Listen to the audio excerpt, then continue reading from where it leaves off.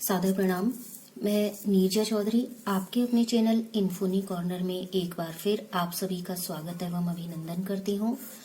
आज के वीडियो में हम जो बात करने वाले हैं, हम बात करेंगे कुछ डिसऑर्डर्स की बात करेंगे। कहने का मतलब ये है कि जो अभी तक हमने क्रोमोसोम्स के बारे में पढ़ा है, यानी कि म्यूटेशन पढ़ा, हमने जीन म्यूटेशन पढ़ा, बाकी जो भी इनहेरिटेंस से रिलेटेड जितनी भी चीजें थी वो पढ़ी, उसी को आगे बढ़ा रहे हैं। और आज हम बात करेंगे जो जेनेटिक डिसऑर्डर होते हैं उनकी, जेनेटिक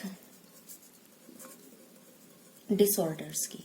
देखिए, जेनेटिक डिसऑर्डर्स की वजह से क्या होता है, कुछ विशेष प्रकार के लक्षण दिखाई देते हैं।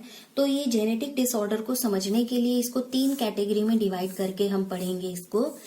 पहला तो क्या है, क्रोमोसोमल डिसऑर्डर, यानी कि जब नंबर क्रोमोसोम के नंबर में किसी तरीके की गड़बड़ी हो जाती है तो उसकी वजह से जो डिसऑर्डर्स आते हैं, यानी कि क्रोमोसोमल डिसऑर्डर की बात करेंगे। दूसरे नंबर पर आते हैं हमारे जो मेंडेलियन डिसऑर्डर होते हैं, यानी जिन्हें हिंदी में कहूं तो मेंडेलियन या मेंडलीय विकार कहते हैं।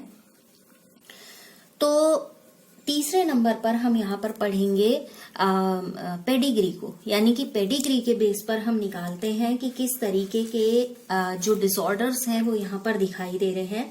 यानी कि किसी भी उसका पेडिग्री एनालिसिस होगा और उस पेडिग्री एनालिसिस के बाद वो डिसऑर्डर्स को फाइंड आउट कैसे किया जाता है वो देखेंगे। फिलहाल जो हम जेनेटिक डिसऑर्डर में लेने वाले हैं, फिलहाल के सेशन में लेने वाले हैं क्रोमोसोमल डिसऑर्डर, या फिर क्रोमोसोम के नंबर की वजह से या उनकी एबनॉर्मेलिटी की वजह से कुछ अलग तरीके के रोग दिखाई देते हैं, उनके बारे में पढ़ने वाले हैं। तो फिलहाल अभी ये लेते हैं, तो बात करते हैं क्रोमोसोमल डिसऑर्डर की।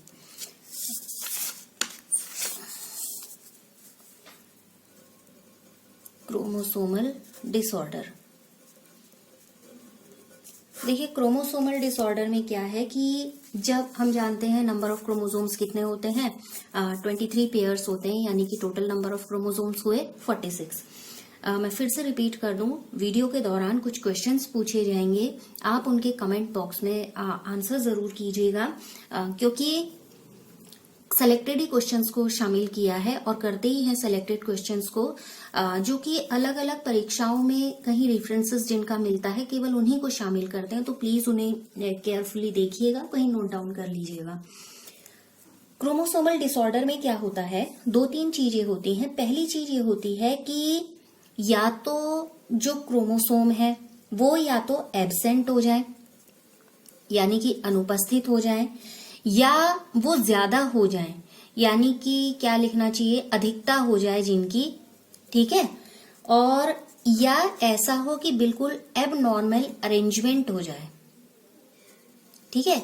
एबनॉर्मल अरेंजमेंट होने पर क्या होगा कि जो गुणसूत्र का या क्रोमोसोम का जो एक सीक्वेंस है वो गड़बड़ा जाता है। और जैसे हमने लास्ट उसमें पढ़ाई की, जो म्यूटेशंस होते हैं उनमें भी क्या होता है, मैसेज जो जाना चाहिए या जो प्रोडक्ट फॉर्म होना चाहिए वो नहीं हो पाता। दूसरी चीज यहाँ पर क्या रही कि जब सेल डिवीजन होता है, उस सेल डिवीजन के दौरान जो क्रोमेटिड्स हैं, वो क्रोमेटिड्स का जो डिवीजन, उस डिवीजन के दौरान जो क्रोमेटिड्स हैं, क्रोमेटिड्स क्या हो जाते हैं, एब्सेंट हो जाते हैं। जो उनके विसंयोजन वाली स्थिति होती है वो एब्सेंट हो जाती है। तो इस वजह से होता है, या तो एक क्रोमोसोम बढ़ जाता है या एक क्रोमोसोम घट जाता है, यानी कि उसका नुकसान हो जाता है या उसकी कमी हो जाती है। अगर ये वाली स्थिति होती है, यानी कि जब सेल डिवीजन हो रहा है, क्रोमेटिड्स का किसी तरीके से विसंयोजन हो रहा है, या विसंयोजन की एक वहां पर क्या है, मतलब जो उनका मिलना है उसकी बात कर रहे हैं, तो वहां पर क्या हो जाता है, उसकी वजह से या तो एक जो क्रोमोसोम है वो बढ़ जाएगा या एक क्रोमोसोम क्या है, घट जाएगा, यानी कि उसका नुकसान हो जाएगा। तो ये एक प्रोसेस होती है और इस प्रोसेस को कहा जाता है न्यूक्लियोलॉइडी, ठीक है। हिंदी में कहूं असगुणिता, ठीक है ना। तो ये अन्यूक्लियोलॉइडी जो होती है, क्या होता है, अब आप समझ गए इसको।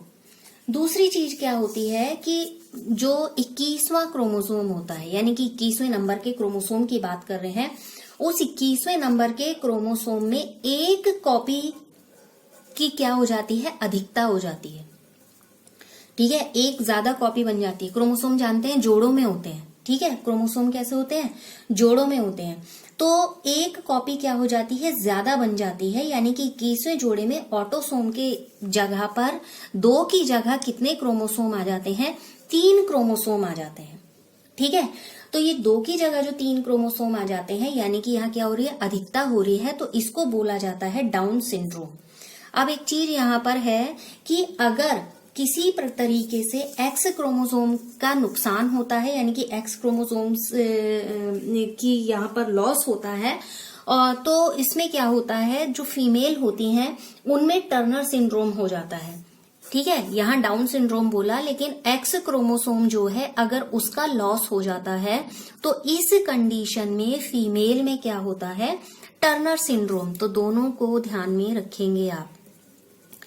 ठीक है, अगला कई तरीके की होती है, जैसे अनयूप्लॉइडी को हमने कहा, अनयूप्लॉइडी को ही अगर हम कैटेगराइज करें तो अनयूप्लॉइडी, ठीक, अनयूप्लॉइडी क्या होती है, 4 तरीके की होती है।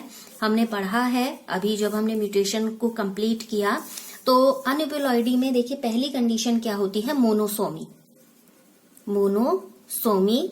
दूसरी कंडीशन होती है नलीसोमी, नलीसोमी। तीसरी कंडीशन होती है ट्राइसोमी, और चौथी कंडीशन होती है टेट्रासोमी। ये 4 तरीके की क्या होती हैं, प्रकार कह सकते हैं अनयूप्लॉइडी के। देखिए मोनोसोमी क्या होता है, इसमें जो वेजिटेटिव क्रोमोसोम है, वेजिटेटिव क्रोमोसोम नंबर में एक क्रोमोसोम कम हो जाता है, यानी कि इसको 2n-1 कह देंगे। ठीक है, तो जो ये मोनोसोमी होती है उसमें एक क्रोमोसोम, सिंगल, एक मीन्स मोनो, वो कम हो जा रहा है, तो ये होती है मोनोसोमी। नलीसोमी के अंतर्गत क्या होता है, यहाँ पर नंबर ऑफ क्रोमोसोम में जो कमी आती है वो 2 की कमी आती है, तो आप इसे 2n-2 रिप्रेजेंट करते हैं। और ट्राइसोमी में क्या होता है कि जो यहाँ पर कमी हो रही थी, यहाँ पर ट्राइसोमी यानी कि बढ़ जा रहा है, 2 से ट्राई मीन्स 3 हो गया, तो यहाँ पर क्या हो जाता है 2n+2, यानी कि ट्राइसोमी में 1, 2 और 1 ये क्या हो गया 3, तो ये क्या हो जाएगा, एक का एक्सिस्टेंस ज्यादा हो जाती है, वृद्धि हो जाती है, तो इस वजह से क्या, इस तरीके की कंडीशन क्या कही जाती है, ट्राइसोमी। अब यहाँ पर टेट्रासोमी, टेट्रासोमी के अंतर्गत, टेट्रा मीन्स 4 से जानते ही हैं, तो 2n+2 से इसे रिप्रेजेंट करते हैं, यानी कि जो वेजिटेटिव क्रोमोसोम नंबर है उसके अलावा 2 होमोलोगस क्रोमोसोम वहां पर आ जाते हैं। ठीक है, 2 होमोलोगस क्रोमोसोम आ जाते हैं, तो इस तरीके की जब यहाँ पर स्थिति दिखाई देती है तो उसको बोला जाता है टेट्रासोमी। अब जब सेल डिवीजन होगा, तो सेल डिवीजन ना होने के कारण जो पूरे का पूरा क्रोमोसोम है, वो पूरे का पूरा क्रोमोसोम एक सेट यहाँ पर क्या हो जाएगा, ज्यादा हो जाएगा। हमने पढ़ा था म्यूटेशन में कुछ इस तरीके की चीजें, अधिक हो जाता है। तो जब ये अधिक हो जाएगा तो उसको भी जान लेते हैं क्या कहा जाएगा, उसको कहा जाएगा पॉलीप्लॉइडी। ठीक है, अभी पॉलीप्लॉइडी वाली स्थिति होती कहाँ है, पॉलीप्लॉइडी वाली स्थिति मोस्टली होती है प्लांट्स में। ठीक है, मोस्टली कहाँ होती है, प्लांट्स में होती है। अब बात करें कि जो क्रोमोसोमल डिसऑर्डर हैं उनसे रिलेटेड कौन कौन सी बीमारियां होती हैं, जैसे पहले नंबर पर हमने कहा डाउन सिंड्रोम, हमने क्या पढ़ा, डाउन सिंड्रोम। दूसरे नंबर पर हम पढ़ चुके हैं, हमने कहा टर्नर सिंड्रोम। टर्नर सिंड्रोम समझ गए, एक्स क्रोमोसोम की वहां पर कमी हो गई है। तो यहाँ पर क्या था कि 21वें गुणसूत्र में जो एक एक्स्ट्रा कॉपी है, वो एक्स्ट्रा कॉपी में 2 की जगह कितनी हो जाती है, यहाँ पर 3 गुणसूत्र हो जाते हैं। अगर मैं अभी प्रकार के बेस पर कहूं तो ट्राइसोमी हो जाती है। ठीक है, तो सबसे पहली बार इसको किसने दिखाया था, लैंगडम ने दिखाया था, लैंगडम डाउन उनका पूरा नाम था, उन्होंने इसको खोजा और उसके बाद ही इसको क्या कहा गया, डाउन सिंड्रोम कहा गया। अजीब से लक्षण होते हैं, कहने का मतलब माथा जिस व्यक्ति को ये होता है, इस तरीके का डिसऑर्डर होता है, आंखें उसकी तिरछी होती हैं, जीभ मोटी होती है, जो ब्रेन है वो एबनॉर्मल होता है, हाथ चपटे होते हैं, हथेली पैर ये चीजें मोटी होती हैं। तो ये इसकी एबनॉर्मेलिटी के कुछ लक्षण हैं, जो सिम्टम्स हैं जो दिखाई देते हैं। ठीक है, अब प्रश्न ये उठता है कि जो डाउन सिंड्रोम है इसमें ये ट्राइसोमी हो कैसे जाती है।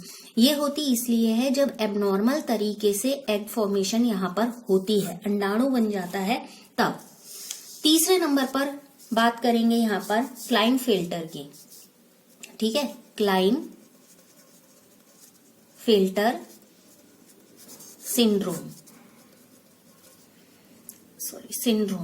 क्लाइनफेल्टर सिंड्रोम में क्या होता है कि एक्स क्रोमोसोम है, उस एक्स क्रोमोसोम की एक एक्स्ट्रा कॉपी बन जाती है, यानी कि एक्स क्रोमोसोम की एक एक्स्ट्रा कॉपी यहाँ पर फॉर्म हो जाती है, जिसके कारण न्यूक्लियस में कैसे होने चाहिए 47 और जो क्रोमोसोम्स हैं वो एक्स वाई हो जाएंगे, और जिनमें से जो 44 होंगे वो ऑटोसोम होंगे और एक्स वाई क्या होंगे, सेक्स क्रोमोसोम्स होंगे। ठीक है, अब ये कैसा होगा व्यक्ति, क्लाइनफेल्टर में बताया एक्स क्रोमोसोम की क्या हो जाती है, एक एक्स्ट्रा कॉपी बन जाती है। क्या होता है एक्स वाई है ना, लेकिन एक कॉपी क्या हो गई, एक्स्ट्रा बन गई। तो ये जो एक्स्ट्रा कॉपी बनती है ये होते हैं क्या है, ऑटोसोम्स, 44 ऑटोसोम्स होते हैं। तो यहाँ पर क्या हो जाएगा एक्स वाई, यानी कि ये जो सेक्स क्रोमोसोम है वो लास्ट होते कैसे हैं, ये होते हैं 2 की जगह ये कितने हो जाते हैं, 3 हो जाते हैं। ठीक है, जो मस्तिष्क है वो थोड़ा सा कमजोर रह जाता है और जो बॉडी है वो छोटी रह जाती है, यानी कि डॉफ पर्सन टाइप के होते हैं और मोस्टली स्टेराइल होते हैं, जो क्लाइनफेल्टर सिंड्रोम से ग्रसित लोग होते हैं। बात करेंगे टर्नर सिंड्रोम की एक बार, क्योंकि वो यहाँ पर रह गया, तो टर्नर मैंने यहाँ लिख देती हूँ। टर्नर सिंड्रोम एक्चुअली क्या होता है, इसमें एक एक्स क्रोमोसोम का अभाव होता है, जैसे कि अभी हमने कहा। ठीक है, टर्नर सिंड्रोम में क्या हुआ, जो एक्स क्रोमोसोम होगा उसका हानि होगी, उसका लॉस होगा। तो अब एक्स क्रोमोसोम से रिलेटेड है तो ये टर्नर सिंड्रोम किसमें होगा, फीमेल में होगा। तो इस तरीके की जो फीमेल होती हैं वो स्टेराइल होती हैं, इनमें जो ओवरी है वो डेवलप नहीं हो पाती है और जो ब्रेस्ट है वो बहुत कम उसमें डेवलपमेंट होता है। तो ये कुछ यहाँ पर रोग हैं जो किससे संबंधित हैं, क्रोमोसोमल डिसऑर्डर से रिलेटेड है। इन्हीं में आपका एक पटाऊ सिंड्रोम होता है। पटाऊ सिंड्रोम की बात करें तो ये ऑटोसोमल होता है, इसमें लिखूंगी ऑटोसोमल अन्यूप्लॉइडी। ठीक है, अब इसमें क्या होता है, पटाऊ सिंड्रोम में जो 13वां गुणसूत्र होता है उसमें ट्राइसोमी होती है। उसमें क्या होती है, ट्राइसोमी, समझ रहे हैं, एक एक्स्ट्रा, यानी कि 3 क्रोमोसोम वहां पर हो जाते हैं। अगली बात यहाँ पर है जैसे क्लाइनफेल्टर हमने पढ़ा जो डाउन है, और एक और इसमें होता है एडवर्ड सिंड्रोम। ठीक है, एक और क्या होता है, एडवर्ड सिंड्रोम। एडवर्ड सिंड्रोम में क्या होता है, ये भी ऑटोसोमल अन्यूप्लॉइडी ही होती है, लेकिन इसमें जहां हमने अभी पढ़ा 13वें गुणसूत्र से संबंधित, यहाँ पर होता है 18वां गुणसूत्र जो होता है, उस 18वें गुणसूत्र में ट्राइसोमी होती है, यानी कि एक एक्स्ट्रा जो हम बोल रहे हैं उसकी बात कर रहे हैं। तो 18वें गुणसूत्र में क्या होती है, यहाँ पर ट्राइसोमी होती है। अभी जैसे डाउन सिंड्रोम की मैं बात करूं, डाउन सिंड्रोम में हमने पढ़ा था 21वें गुणसूत्र में ट्राइसोमी होती है। तो ध्यान रखिएगा, पटाऊ 13, एडवर्ड 18 और जो हमारा डाउन था वो 21। पटाऊ 13, एडवर्ड 18 और डाउन 21। तो ये कुछ यहाँ पर जो क्रोमोसोमल डिसऑर्डर है उससे रिलेटेड यहाँ पर ये बात है। आगे जो इससे रिलेटेड हमारा टॉपिक रहेगा वो टॉपिक रहेगा कि पहली तो एक क्वेश्चन मैं आपसे ये करती हूँ। एक क्वेश्चन मेरा आपसे बहुत जनरल सा क्वेश्चन है कि गुणसूत्र कैसे बनता है, यानी कि क्रोमोसोम कैसे बनता है या कौन बनाता है। ठीक है, क्रोमोसोम कौन बनाता है।